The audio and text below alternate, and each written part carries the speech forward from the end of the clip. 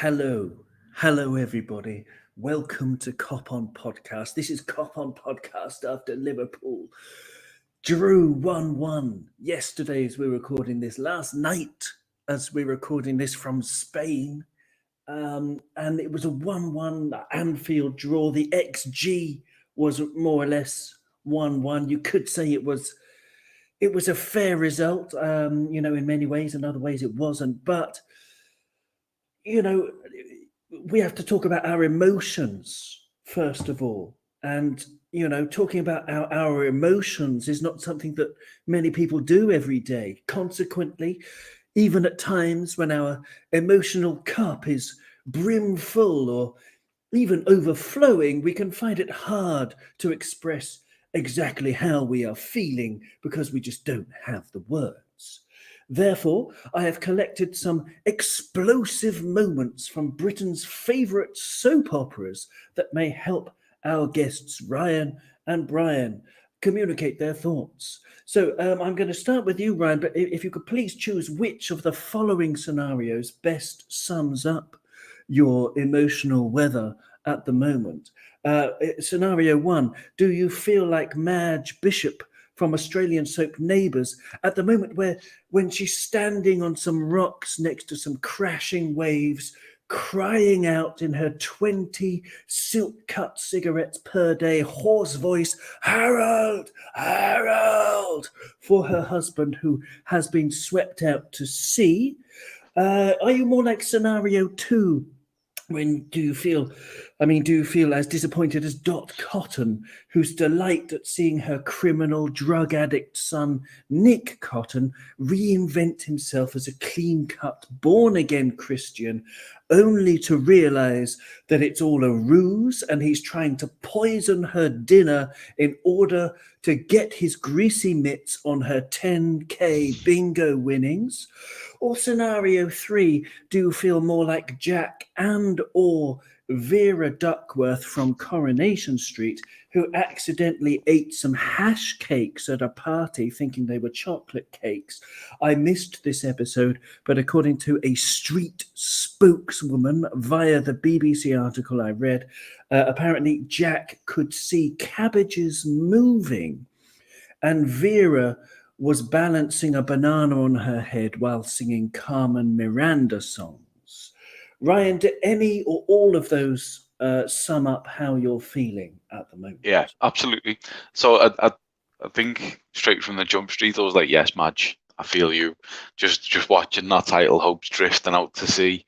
It was a difficult moment yesterday.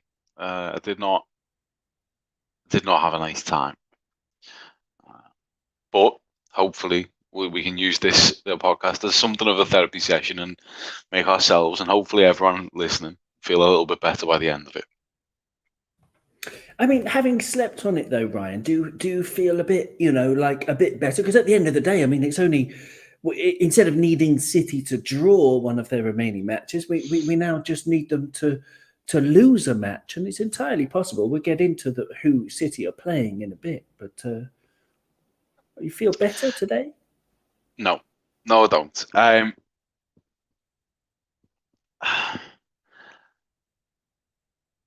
felt yesterday and still do today that we need City to drop points in 2 games, because even if they do lose a game, you're down to goal difference, and that. I mean, sure, you can win the league on goal difference, and we are still slightly ahead of them on goal difference, but I think City are capable, possibly more than we are at the minute, of just going and putting 7 past the team. Could be wrong about that, but I wouldn't fancy us to win it on goal difference. So I think we need City to drop points in 2 of the remaining 4 games. Not entirely sure how I think it might be possible, though, Ryan. I mean, Alan's in the chat. Hello, Alan. He says, never give up. YNWA. Absolutely. We'll come to why I haven't given up in a bit, but right now I'm just feeling a bit sorry for myself. Well, that's entirely natural as well, and that's the thing. You're welcome to. Everyone's welcome to their opinions, and how they're feeling is entirely justifiable. We get all emotions are justified here in this therapy session. Absolutely. So there you go. And Alan asked to say hello to his daughter Sarah. So hello, Sarah. I hope you're doing well. I've seen some of Sarah's artwork because Alan shares it in our WhatsApp group, and it's absolutely brilliant. So keep going with the art, Sarah, and hello. Brian, you're here as well. Klopp said, and I quote Jurgen, our fabulous leader, he said, first and foremost, we should stop behaving like it's a funeral. In my life, much worse things have happened. The only chance we have is if something goes our way. Imagine that City lost. I can't see it, but imagine if they did and we lost the title because we didn't believe anymore. That would be crazy. That's what Jurgen said, Brian. And as usual, he's absolutely right, isn't he? How are you feeling? I'm feeling just fine. It's no problem. It's all good. You're Jack and Vera with the space cakes. Completely. I am literally off my tits right now, and it's a good place to be. And no, I'm drinking it all up. It's just what a journey, what an adventure. Like if we had lost that game, then yes, it's over. For the league anyway. For the league, it's too much. But and look, Conte, Spurs, difficult team, very difficult team, very, very well organized. Our boys have been going at it hammer and tong forever, playing 2 games a week.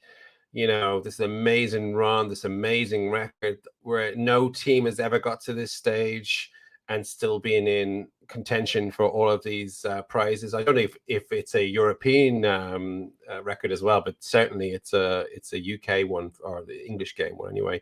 Celtic, and have they? There you go. Brilliant. That's awesome. At least not Rangers. You know, I don't think anything's changed. I mean, we need City to drop points. I mean, they were going to drop now they can't just drop it. They can't just draw a game. I mean, as Ryan was saying, yeah, goal difference, you don't want to go against, but you know, we can put 7 past, but so can we. You know, we've got the highest scoring team in the league at the moment, I think, or whatever. But I mean, we're still in it. It's still it's still a story. It's still a narrative. It's still exciting. I've still got a reason to get up late and watch City play tonight. And look, the pressure's all on them. Did we go and get 3 points? No, we didn't.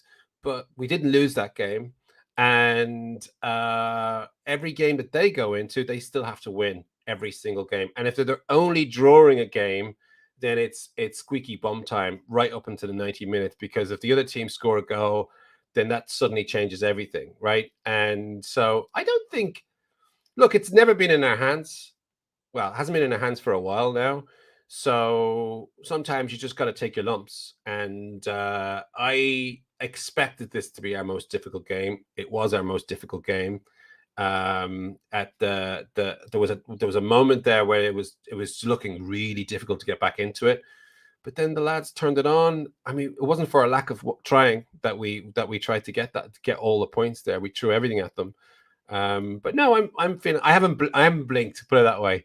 I'm steely-eyed. There's coldness going through my veins, and I've got my eye on the prize still. So yeah, still feeling good about the whole thing. Excellent stuff. There you go. Very good. You're channeling your inner python, your inner viper, your inner cobra for the run-in. Absolutely. Cold-blooded as anything. I like that. A great answer. I'm feeling quite similar, I have to say. I mean, we'll talk about the actual game yesterday, but I think what's more important at this stage is just the general state of affairs. It's great to have Gary in the chat. Hi, Gary. He says 2 points dropped yesterday, but Liverpool have to keep going, and I totally agree with that. I think it's interesting what you're saying, Brian, about pressure as well, because I think the pressure is on City because they've already royally screwed up the Champions League, which was pretty hilarious. And if you need a bit of cheering up, Brian, I mean, let's just talk about that for a moment. Since the last Cop On podcast, Liverpool have qualified for the final, and we're not playing Real Madrid. We're not playing Manchester City. We're playing Real Madrid in Paris, and there's nothing more romantic than that compared to just watching Liverpool potentially lose a Premier League and Champions League against Pep Guardiola's boring team. I mean, that would have been awful, wouldn't it? But now we've got Real Madrid in the final. I don't know. You can talk about the Champions League, go wherever you want. Talk about City, talk about us, talk about the final. Say what you want, Ryan, but it's bound to make you happy talking about the Champions League. So this is where I'd said just before that I was feeling a bit sorry for myself, but I still had hope. And this is where my hope comes from, because to go through what City went through against Real, I think is physically and morally destroying.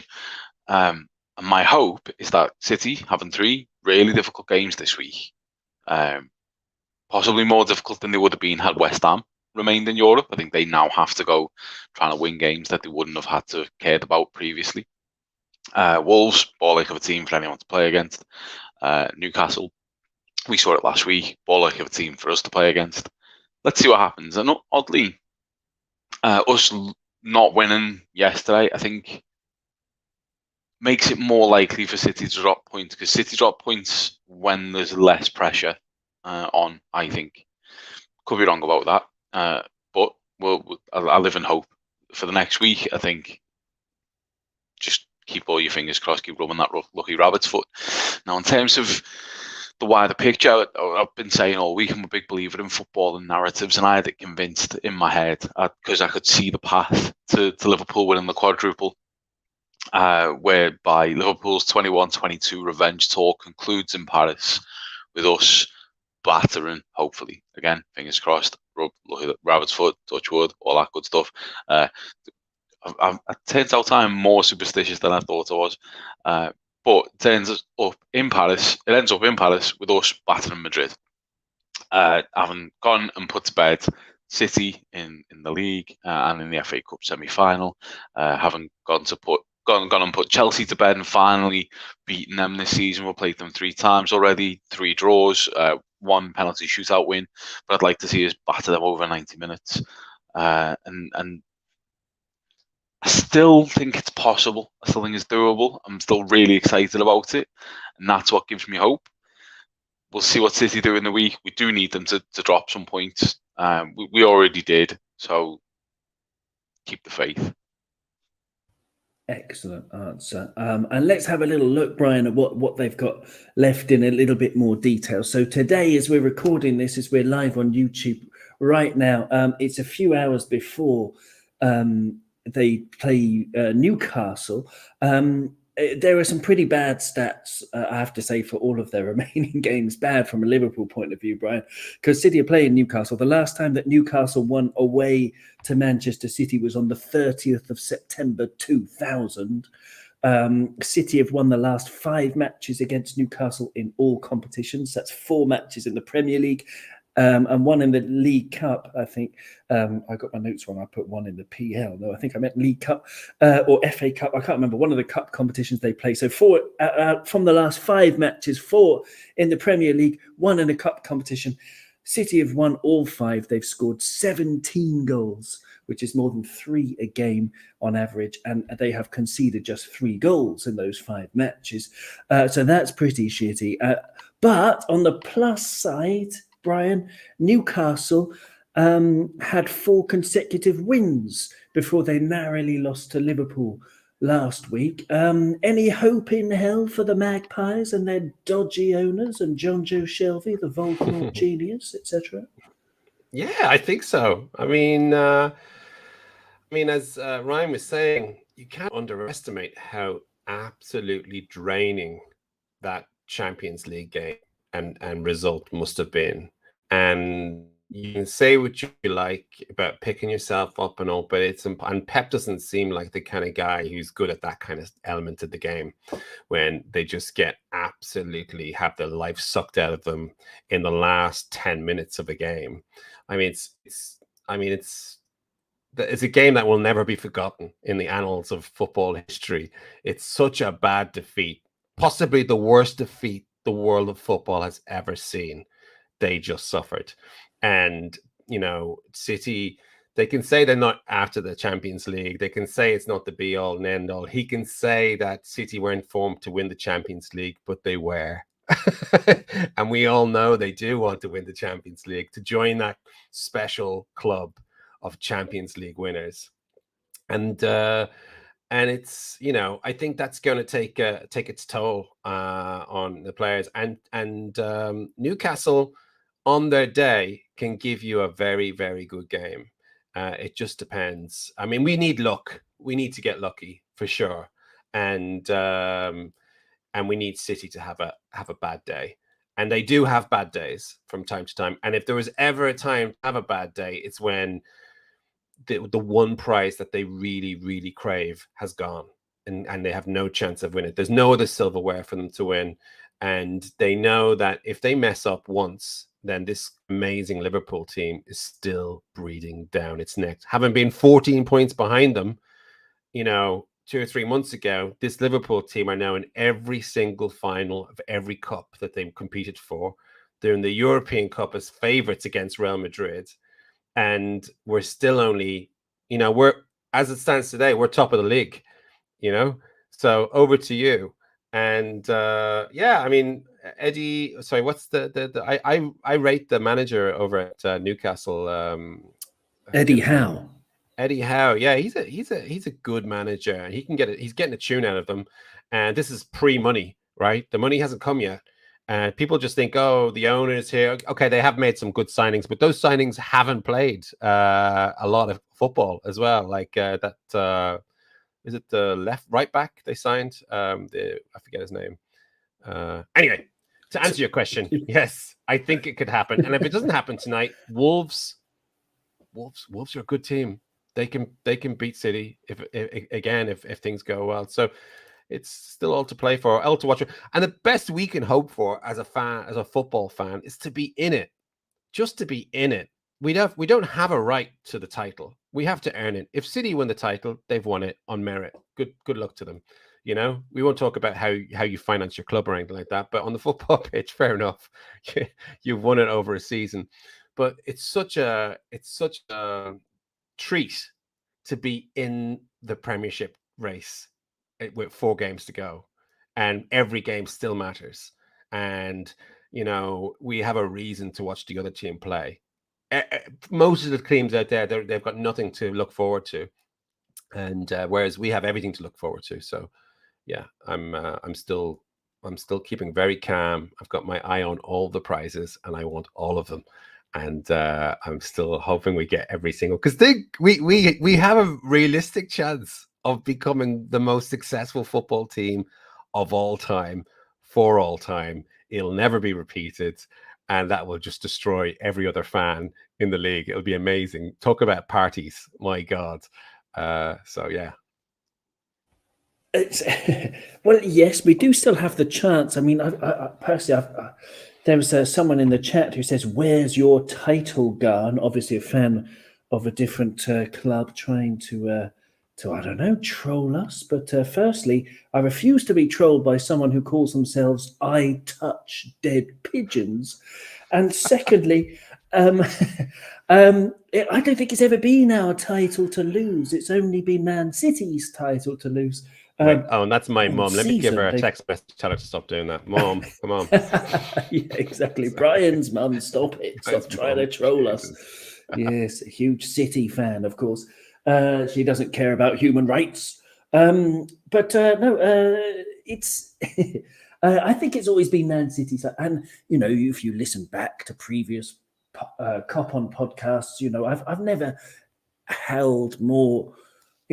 a really more than about, 15% chance of us winning the quadruple anyway. We still probably won't, but there is a chance, and there is this draining, element that you were talking about, Brian, hugely draining. I wouldn't go as far as to say it would be the worst defeat of any team in Champions League history, because I think, this is only one day on from International Divock Day, the 4-0 against Barcelona, of course. But it's certainly a hugely damaging defeat, both physically and mentally, for Manchester City. So they've got to play Wolves, as you say, on Wednesday. So Wolverhampton Wanderers, the last 3 games at Molineux between Wolves and Manchester City have ended in 1 win, 1 draw, and 1 loss for either team. So this one I've got high hopes for, because I hope that Newcastle, even if they get tonked today by Manchester City, they will at least, put a little bit of pressure on them, make them run a little bit. So by the time Wednesday comes around, Wolves will be a little bit fitter. Wolves, of course, played yesterday as we're recording this, so they'll be one day fresher. They'll be buoyed by their 97th minute equaliser against Chelsea. Here's where, if I had some chips at the casino and I was to bet on either Newcastle, Wolves or Aston Villa taking any points from Manchester City, I would put them all on Wolves. And if I had some chips that I had to throw at 3 different seagulls to try and shoo the seagulls away, but then the seagull will probably just eat the chips anyway, I would throw it at the Wolverhampton Wanderers seagull. Ryan, that's got to be our best hope. Wolves away on Wednesday. I think, yeah, it is. I think that and West Ham, which you missed out in your little list. But I wouldn't be putting all my chips in one basket, although I have previously said that I'd put them all in the Wolves basket. I would spread them out between these next 3. I think if it doesn't get done, if they don't drop points in these next 3, I don't see Villa getting them. I know there's a big popular narrative of Gerrard and Coutinho teaming up and last minute winner for Coutinho and all that to hand us the title. They're shite. Like, that Villa team is shite.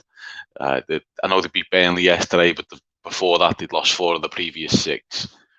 Like, I think Wolves. I fancy Wolves to do it. If you want a narrative there, Connor Cody could do us a favour. I'd love another last minute Connor Cody goal to see City drop points. So we'll keep our fingers crossed. I'm just going to predict now, in the hope of a jinx, that I think they're going to go and absolutely pump Newcastle. But I'd like to see Newcastle, see what happens if Newcastle, are still level on 45. Still see what happens if they're still level on 60. See how they cope with that, because I think a good mentality will carry you through 60 minutes of a game, but once your legs start going, it doesn't really help much, and we'll see where they are. But yeah, the hope's still there. Got to retain some hope. I think it is. I think it really is, because you mentioned West Ham.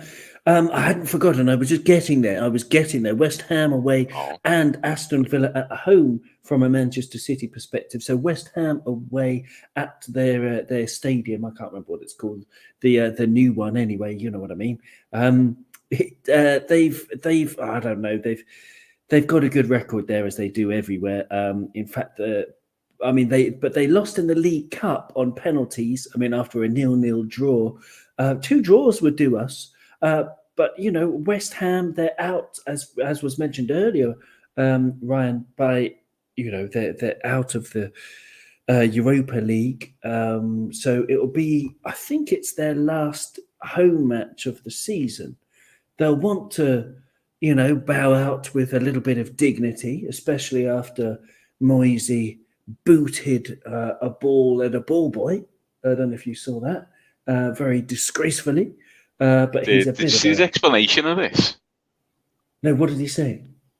He said the ball boy threw it back to me, but he threw it back a little bit short, and it just sat up nice on the volley. Oh my word! So of all the people to say that, Davy Moyes, madman. Well, that is quite funny in his defence, but a little bit psychopathic, because you can't just kick balls at children's heads and excuse it with it sitting up nicely. I mean, I'll try that next time I sort of, chuck a crumpet at a toddler. But anyway, Brian, West Ham away, Wolves away, and then Villa at home. Villa at home, just to give you the Villa record, by the way. West Ham United, I'm jabbering a bit, but West Ham United, the last time they beat Manchester City at home, West Ham 2, Manchester City 1, was in 2014, the 25th of October 2014, before Pep's time. Since then, there's been a ton of W's for Man City. And as far as Aston Villa goes, the last time Villa beat Manchester City in any competition was on the 28th of September 2013. So it hasn't happened for a very long time. In Villa's defence, the last 2 matches, they've only lost 2-1, and they've given Man City a good game. Do you buy into the Stevie G narrative that's been circulating for a while, or do you think Ryan's right and they're actually, they're not very good? Yeah, well, I mean, football is all about narratives, as Ryan says. That's the only reason we watch this thing, right? Because it's the stories. We're addicted to the stories, the drama, and all of this stuff. It's brilliant, and I disagree. I think the defeat that they just suffered in the Champions League is the worst defeat in football history, because City were going to the final up until the 90th minute. They were against an absolutely appalling Real Madrid side, who, yes, to their credit, they never know when they're beat. Fair enough. But everybody is in universal agreement. They've been dog crap the whole tournament, right? And they didn't have a shot on goal. You could almost smell the final. They were so close to it. And then in a matter of 4 minutes, they went from 1-0 in the final to they're out, and then they went to extra time on top of that. And like it'd be better if they went to penalties, because then at least they have the excuse of, well, it's a coin flip, you can win, you can lose, but they didn't even get to penalties. They got beaten in standard time or extra time. So I think that's going to have a huge effect on them. And the teams that you've mentioned there, Newcastle, Wolves, West Ham, Aston Villa, these are difficult games. These are difficult clubs to play against. Look, nobody expects City to lose against anybody, period, right? That City are expected to beat everybody, every game, no matter who they're playing, full stop. And in the league, they're expected to beat everybody except for Liverpool. That's it. Nobody else. And even Liverpool, their fans, I think they expect them to beat Liverpool. I think Liverpool City is the only fixture that City fans think, okay, well, we'll take a draw. But everybody else, they're expecting to win, because Liverpool are so good. They know that they have to win every game. And that's what we feel as well. We there's no room for error. And but the difference between us, I feel, and City is when City drop points, it's usually out of the blue. It's usually against teams that you're not expecting to them. They've got this habit of just turning up and putting an awful performance in every now and again that makes no sense, And whereas we've been rotating our team heavily and we've been managing the squad, I've never known a squad to be managed as good as this in a whole competition. There's a reason why we're not getting injuries. There's a reason why we're in absolutely every competition. Klopp has put on an absolute masterclass on squad selection, rotation, whereas Pep has been playing his strongest 11, it feels to me anyway, for the last couple of months. He's done a bit of rotation, but usually when he rotates, it's because it's forced to, it's injuries. There's a couple of players broke down in that Champions League final. Their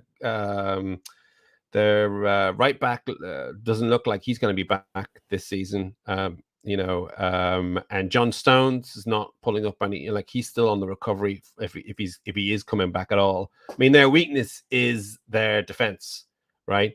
It's so leaky right now because there's so much movement.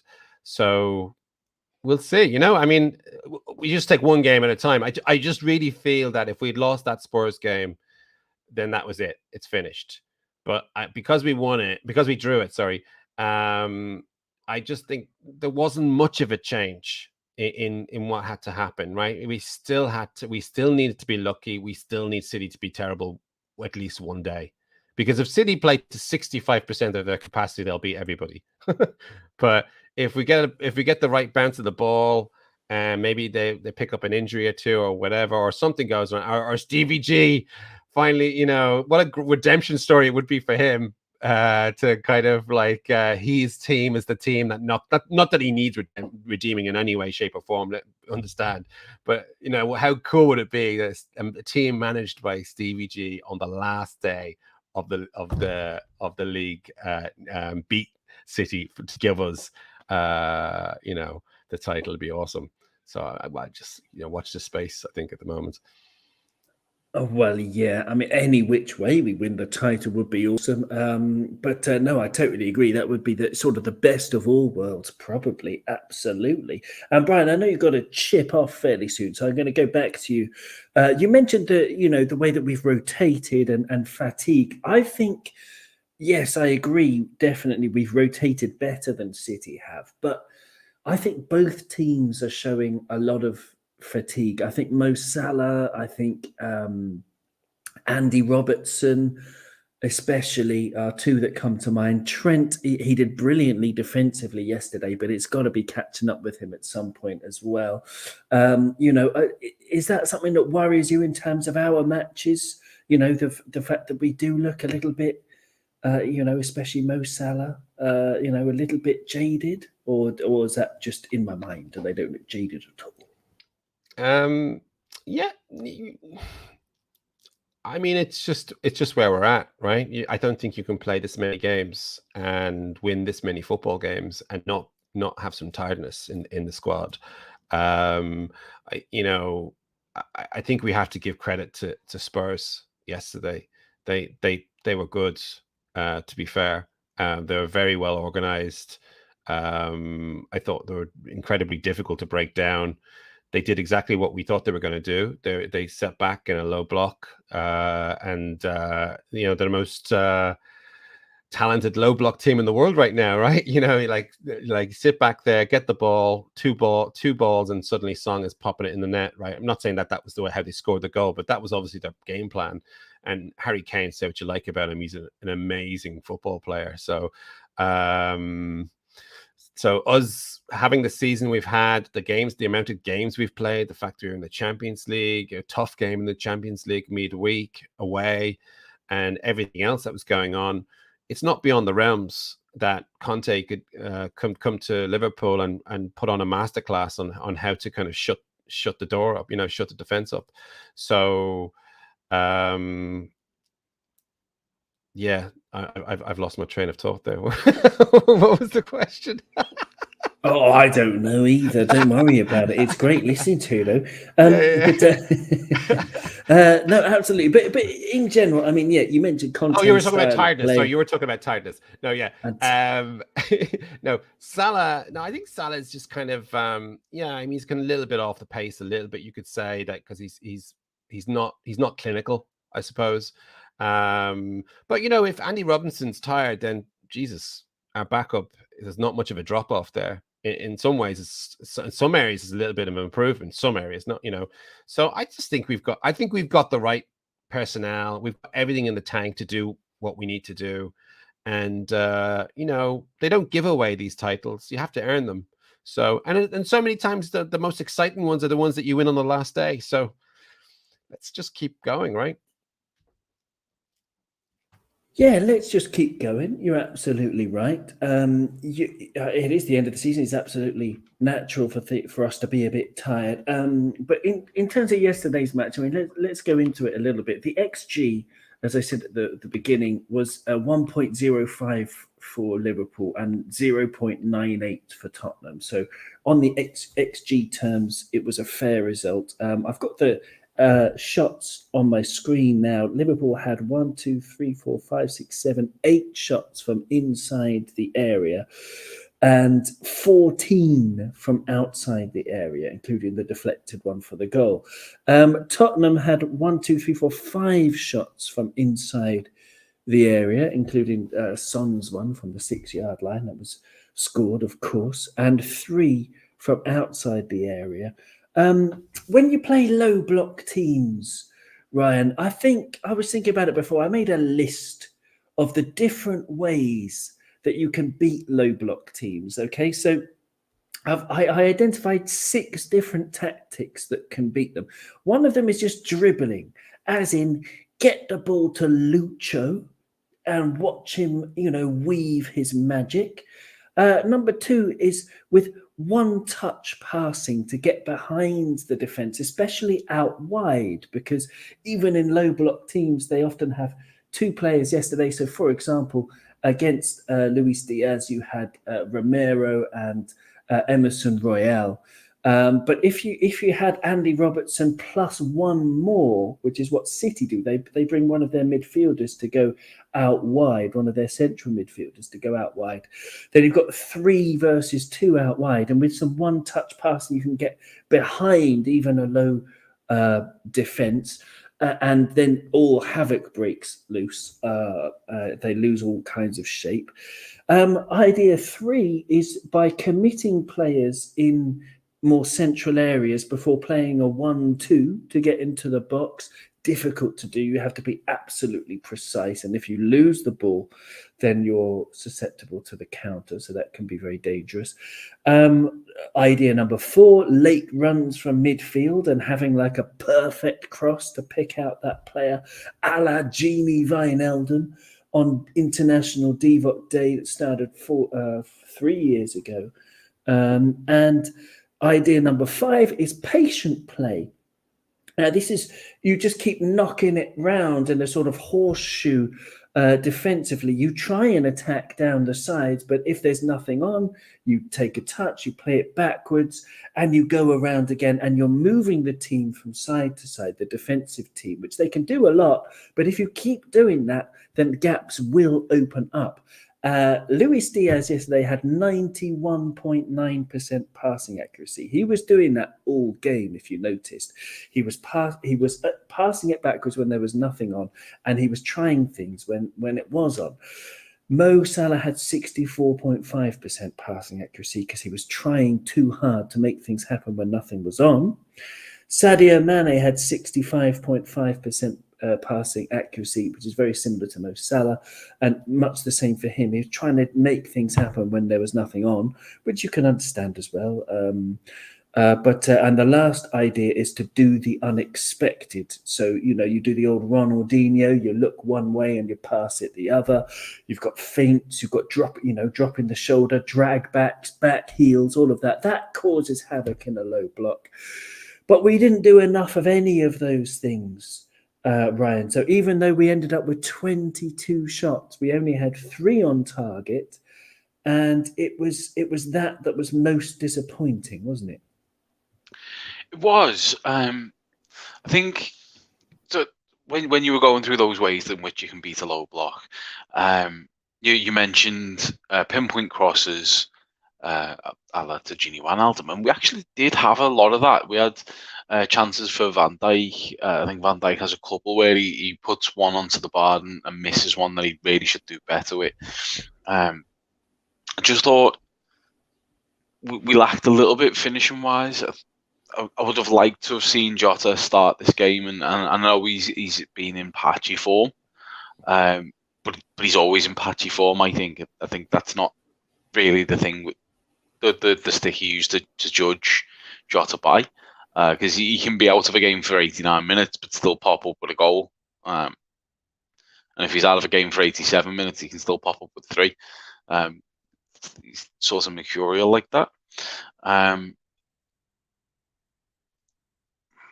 I've seen a lot of people complaining, and Jürgen being one of them, about Tottenham's tactics, but I just think 18 of the 20 of the 19 other Premier League teams that we play that tactic. The only one that doesn't, City. We got to be used to it. We saw it last week with Newcastle. We saw it the week before with Jordan Pickford doing all the time wasting shit out. I hate all the time wasting at the minute in football when teams play against us. I think there should be more done about that. But in terms of the low block tactic, we should be as good as anyone at breaking that down. There is also another tactic that you can use to beat a low block, and it's just by boring it to death. So you play your own low block and you play have the ball, because low block teams aren't used to having the ball, but it makes for a very frustrating, difficult to watch game of football.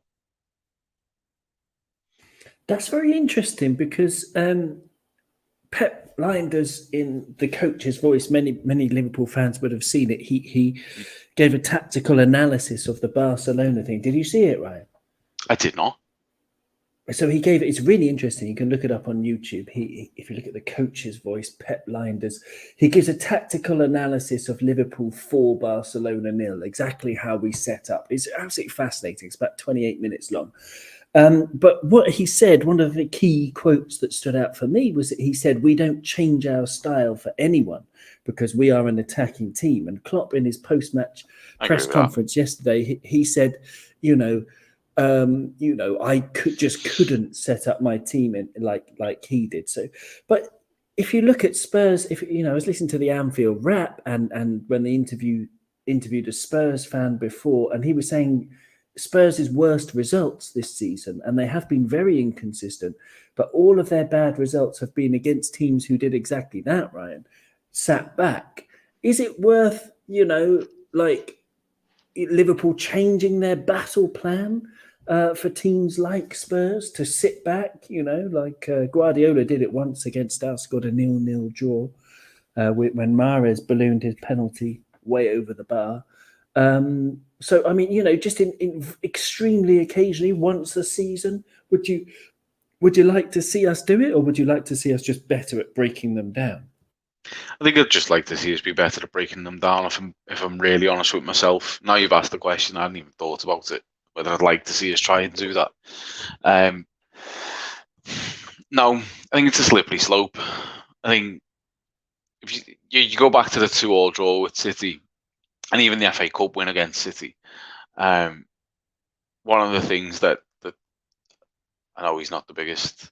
I know not everyone who watches this podcast is the biggest fan of him, but Gary Neville was giving both teams a lot of credit for the high line that they have and how brave they both were in order to in staying true to the way they play. I think when you start going, well, we'll just drop off in this one game, it becomes a lot easier to then go, especially if it works, well, we'll just drop off in this other game as well. And before long, you're not as great as you once were at the things that made you great. Yeah, it's a very good point. Absolutely. Gary Richards in the chat is saying we should attack more in wide areas. Yeah, I mean, that could work. We could learn a trick or two from City in that respect. The one-touch passing they do out wide to get behind. You've seen it millions of times, haven't you? Get to the Well, get to the goal line and drag it back. They do that, time and time again. Dave from Dave's LFC Chats is here. Hello, Dave. Lovely to have you with us. He says, "We go again, Reds. Yes, we do. Yes, we do." But in that, I mean, I don't think we will change. I think you're right. I think it is a slippery slope, right? And we will stay true to our attacking principles. And if it doesn't work, at least we've tried to play the beautiful game in a beautiful way.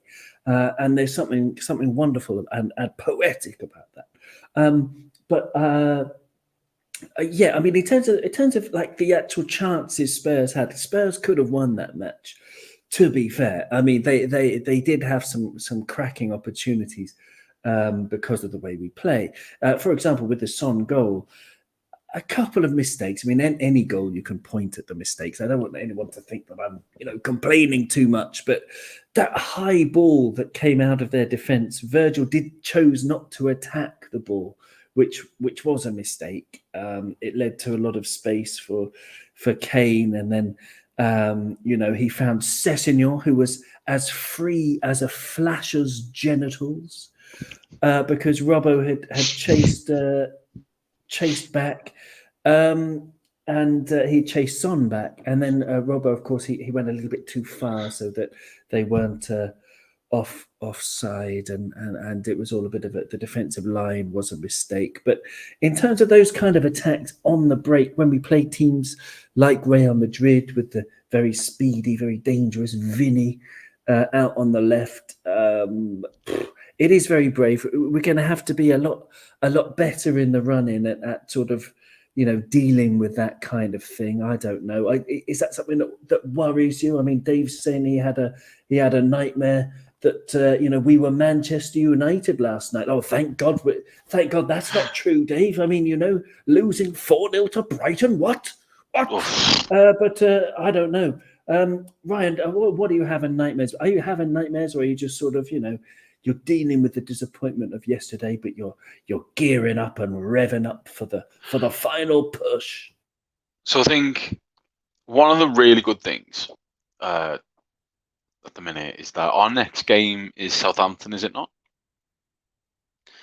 And Southampton are possibly the team that I would like to play most, because they play in a way that they're going to try and come at you, they're going to try and press high, but they lack the quality that we've got. We owe them from last season, so there's a little bit of revenge in the air on that one. But that's not our next game. Sorry, our next game not? is Villa away.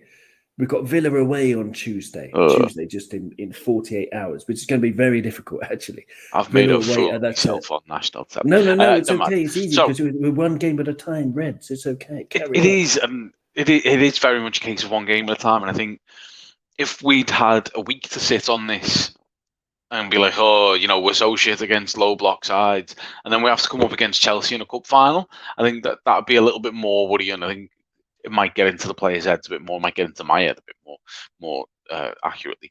But the fact that we've got another game so soon, the best thing to do when you fall off the horse is get back on it kind of mentality there. And we can very quickly put this game to bed by going out and spanking Villa. And again, I think we could do it going and beating Villa. I think we owe them a bit of a beating for the 7-2. Now, hopefully, talking about football narratives, coming up against Gerrard and Coutinho, they're just playing like I used to at Football Manager when I was a kid, of just putting everyone out on the wide and everyone in the wrong position, and the keeper playing left wing, and all that good stuff. But yeah, good idea. Yeah. But we'll be all right against Villa, I think. And I think coming up against Chelsea at a time when they're in poor form, hopefully gives us the chance to exercise some demons and go and beat a low block team. I'm not entirely sure what Villa's tactics are at the minute. I don't know if they're a progressive ball carrying side or if they're a low block team. I'm not sure they know, to be honest. Having seen quite a few of their matches, they lost 4 in a row. Okay, let's just talk about the Villa game. They lost 4 in a row. They lost to West Ham, Arsenal, Wolves, and Tottenham. They lost to Tottenham 4-0 at home, and then they drew with Leicester, and then they beat Norwich and Burnley. But they're not in great form. 2 wins coming off the back of 2 wins. Their confidence will be high, and confidence makes a lot of difference. But I do see us being too strong for them. Talking about rotation, I think Matty Cash at right back has played pretty much every game this season, if not definitely every game this season. So him coming up against Lucho or whoever we play on the left might be a problem for them. But talk about Villa away. I mean, would you? Because we got the cup final next, and then Southampton away, and then Wolves at home, and then Paris, as Dave said. It's a hell of a run in. We've got to be fortunate. I mean, it gives you sort of goosebumps when you think about how brilliant it's going to be. Just sticking with Villa away, the one game at a time, Reds. You've got to rotate, just to save a few legs. Is this a game for Gomez? Yeah.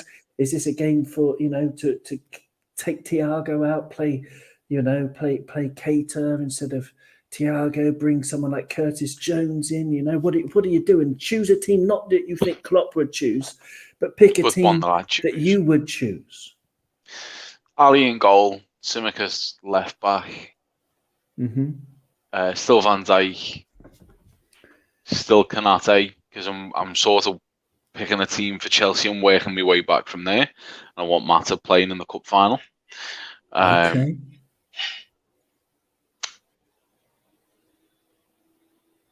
I'll leave the right tempted back with slot open for now. What do you Back to mean? Adrian. Okay, I just can't figure out whether to play Gomez or Trent.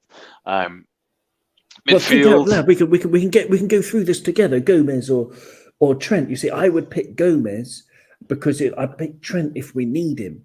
But Gomez has the pace to deal with. Who've they got on left wing? Let's think out loud now.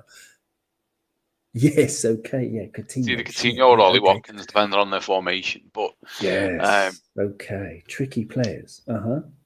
Yeah, both good players. I think I'd still pick Trent. I don't like resting both fullbacks at the same time. I think it takes too much away from our game. Being my thinking there.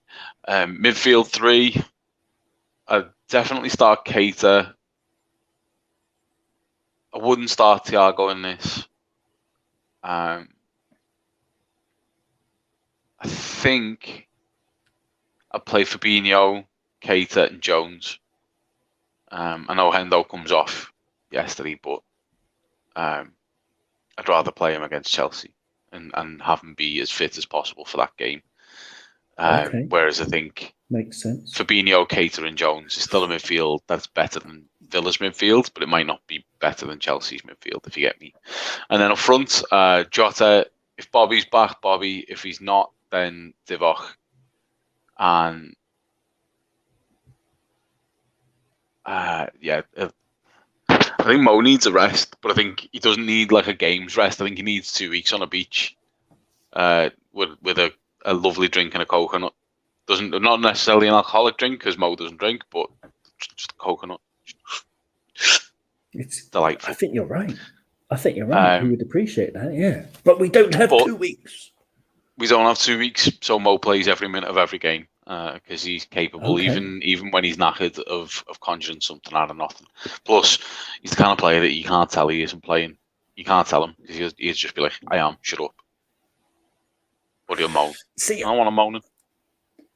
Yeah, but you see, I don't know.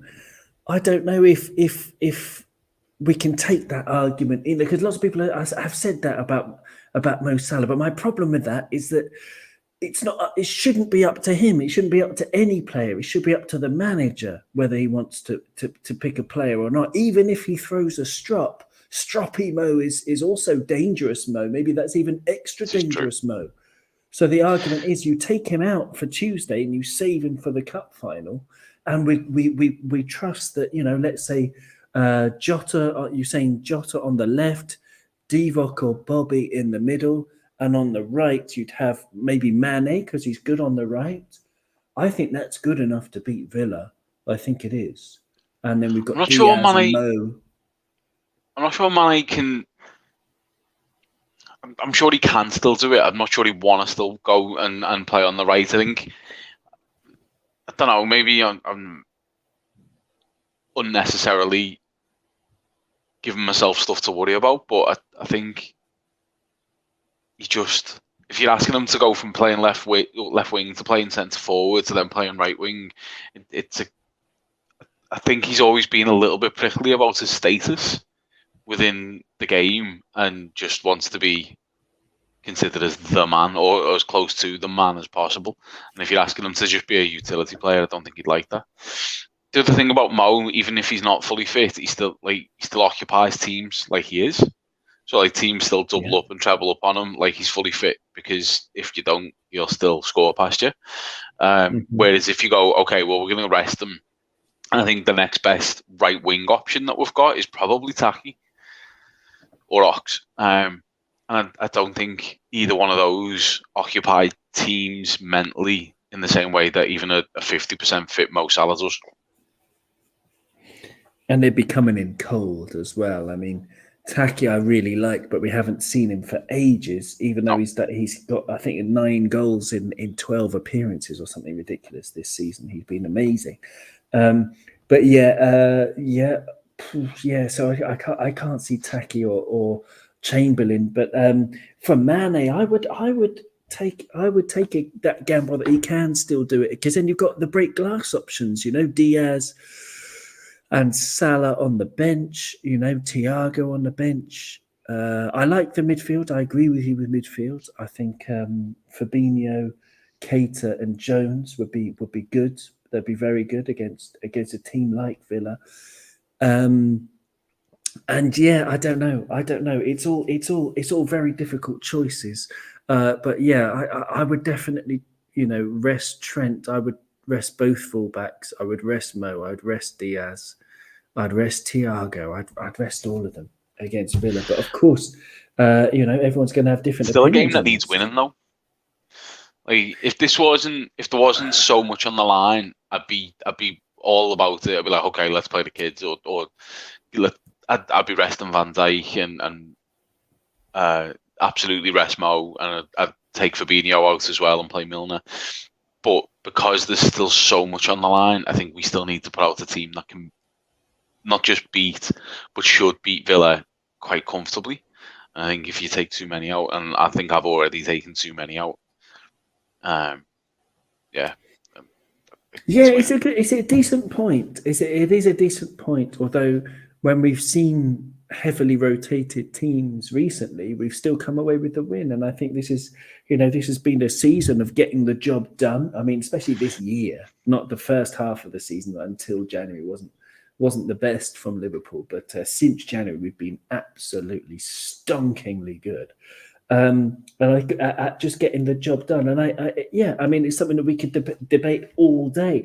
But it's okay to have different opinions on this. Gary in the chat says Mane, Salah, and Diaz should be up top for the rest of the season because 2 out of those 3 won't be going to the World Cup. But yeah, remember the World Cup's not until December, Gary. But it's something that lots of people would say that me included, saying that is our first choice front 3 now. And you could, but Bobby, we miss Bobby though. I don't know. I think we've really been missing Bobby in the last couple of weeks. Yeah, I mean, hopefully. I heard a rumor that he's got gout, which is an unusual thing to have as a 30-year-old really or whoever old he is. But I don't know if it's just a rumor, but apparently it's some kind of problem with his foot. So hopefully he's. It's not like because I looked up the symptoms of gout, having heard the rumor, and it's like a sort of arthritis sort of thing that Harry Kewell had arthritis, which is why he never ever got back to his best, having joined us from Leeds, where he'd had his best years. And this kind of arthritis thing, it does see the players degrade over time. So fingers crossed that's not what Bobby's got, because we've missed him. We have really missed him. Okay. So it's. I don't know. It's all to play for. But if you give me a choice, I mean, well, you don't have to make a choice, but I mean, I'd rather beat Chelsea than Villa. Would you rather beat Chelsea than Villa and get a cup in the bag, or would you like to see us lose out on the FA Cup but still be right in the hunt for the Premier League? What do you reckon? Can I answer this question later today after the Newcastle game? Yeah, good point. It will change everything. Yeah. I think I'd rather beat Chelsea than Villa at the minute. But there's a possibility we could draw with Chelsea and still win the cup again. I'll be keen for that. That's on the table. I'll take that. Extra time though. I don't know. Look, if it gets trophies in the cabinet, I'm fine with it. Okay. Yeah, true. But it's tough ones, isn't it? They're tough decisions all around. And but we got to look on the bright side. I mean, the actual matches we have left are, absolutely stonking, aren't they? Go on, sorry. 2 last points that I wanted to say. The first one being that we mentioned the teams that City are going to play left this season. So Newcastle, brain fart, Wolves, West Ham, and Villa. Now, it only takes City to get a man sent off in the first 10 minutes of any of those games to completely change the script. So if you do think that it's over, it's not. And then the other thing to say about those teams is that all four, three of those four are the best I've ever seen those teams be. No, best in 20 years. So Newcastle, best Newcastle team since the early 2000s, late 90s. Wolves, best Wolves team I've ever seen. Covered. I'm showing my age a bit there. Villa, best team since Martin O'Neill was there. That's some time ago.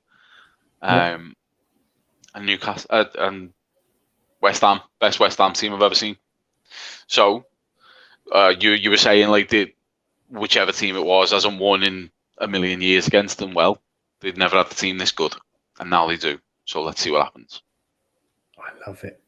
I love it. I love it. And in terms of our remaining fixtures, then, Villa away on Tuesday, then Chelsea in the FA Cup final, then Southampton away, Wolves at home, which would be very difficult. Anyone playing Wolves under Bruno Lage, I mean, he's a really canny manager.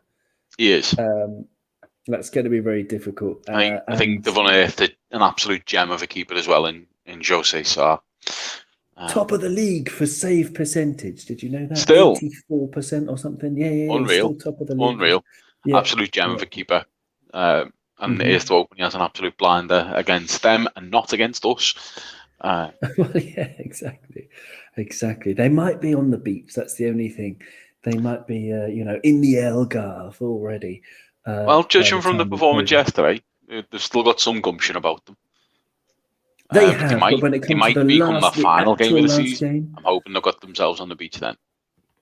Yeah, I mean, because they're still in the hunt. They're 8th position, 2 points behind 7th. So they're playing for a European spot, with the Conference League and the Europa League. I'm not even sure who qualifies for what these days. But, they are still playing for things. But maybe by the end of the season, hopefully, they'll give us a bit of a break. Surely Liverpool deserve a bit of a break.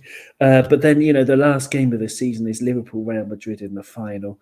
And, just looking forward to these games. I mean, let's just look forward to them. I mean, in many respects, there's no pressure. I mean, each game is a final, but in many respects, there is no pressure because we're not expected to win the Premier League. City are, and so we can just play with as much freedom as our energy levels will allow us. The FA Cup final is an FA Cup final. You just have to try and enjoy it. Go there and win it. Maybe don't even enjoy the game so much because finals are often very turgid affairs, especially when Tommy T is involved. But, we can just enjoy it as much as we can because it should be a sunny day out. It often is in London. Beautiful day, great atmosphere, and we've got as good a chance as anyone to beat Chelsea. And then the rest of the league after that, Southampton and Wolves, and then Real Madrid in Paris. It's just so beautiful, isn't it, that we've got this run in. I mean, look at compare. We could be in Manchester United's shoes. You know what I mean? We were under Hodgson, and we almost went to administration. We had it worse than they did.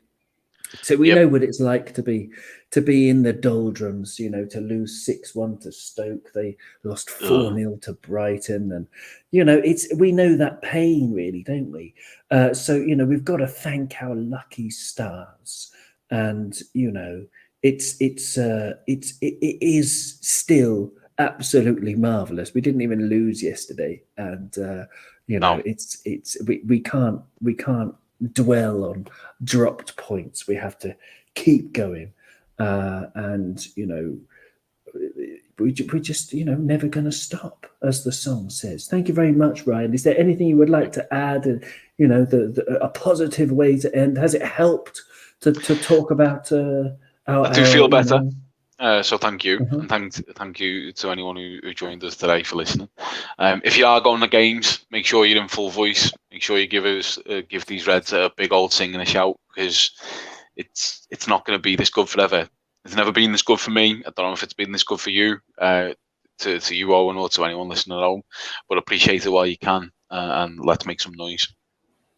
You're absolutely right. I want everybody to be as hoarse as Madge Bishop, screaming for Harold on those rocks. And Right back in a big circle. thank you very much. Exactly. We have to wrap this up where we started. So thank you very much, Cheers. Ryan. It's been a total pleasure, and thank you to Brian, who had to shoot off because he had a dinner engagement. People coming over for dinner. I hope he's chowing down on some beautiful nosh. Thank you so much to everybody who's joined us today. We've had Tony and Gary and Dave and Doug from the Dugout channel. He was there, and Alan, of course. Hello again to Sarah. And, everybody who's joined us. It's been a total pleasure. And thank you to all the listeners, wherever you are, whoever you are across the world. We know that people across the world listen to Cop On Podcast, and that's so exciting. Hello to Nick, who got in touch, who's a window cleaner in America, who likes listening to Cop On. Hello, thanks for getting in touch. coponpodcast@gmail.com. All of you are absolutely, cherished as listeners. And Aid's in the chat. Hello, Aid, as well. He says, thanks, guys. Enjoyed the chat. Excellent. Me too. I've enjoyed it. We'll see you very soon. This is Cop On Podcast. You'll never walk alone. See you soon, guys. Speak to you soon.